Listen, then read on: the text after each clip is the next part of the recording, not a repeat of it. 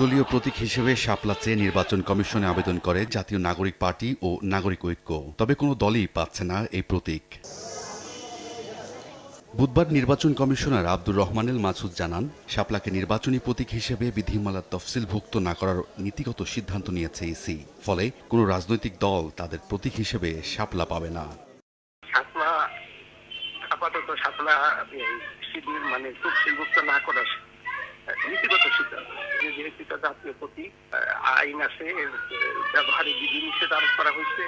Plus হচ্ছেও প্রতীকে এই একাধিকবার এই বিষয়টা বহু আগে থেকে এটাকে বাতিল করা হয়েছে। কাজে এখন আর আপাতত এটা না রাখাটাই যৌক্তিক হয়ে বলে আমরা মনে করি। আগামী সংসদ নির্বাচন সামনে রেখে আগের ৬৯টি প্রতীক থেকে বাড়িয়ে অন্তত ১১৫টি প্রতীক দল ও স্বতন্ত্র প্রার্থীর জন্য বরাদ্দ করতে যাচ্ছে ইসি। প্রাণ সসের মাখামাখি টেস্ট নুডলসকে করে তোলে আরো ইয়ামি আরো জোস। প্রাণ সস, সসের বস।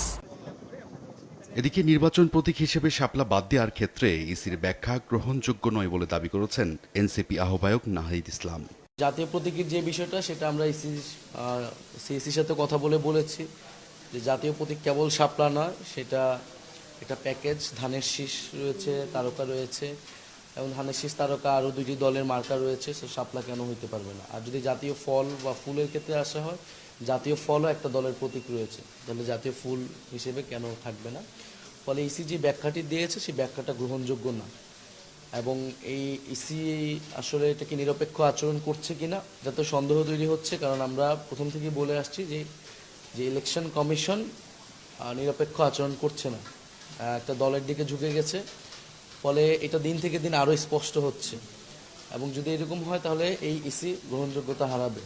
এদিকে দলটির উত্তরাঞ্চলের মুখ্য সংগঠক সার্জিস আলম বুধবার মধ্যরাতে নিজের ভেরিফাইড ফেসবুক অ্যাকাউন্টে দেয়া এক পোস্টে নির্বাচন কমিশনের নেওয়া সিদ্ধান্তের বিষয়ে সমালোচনা করেন। বলেন, শাপলা যদি রাজনৈতিক দলের প্রতীক হিসেবে স্বীকৃতি না পায়, তাহলে ধানের শীষও প্রতীক হিসেবে গ্রহণযোগ্য হওয়া উচিত নয়।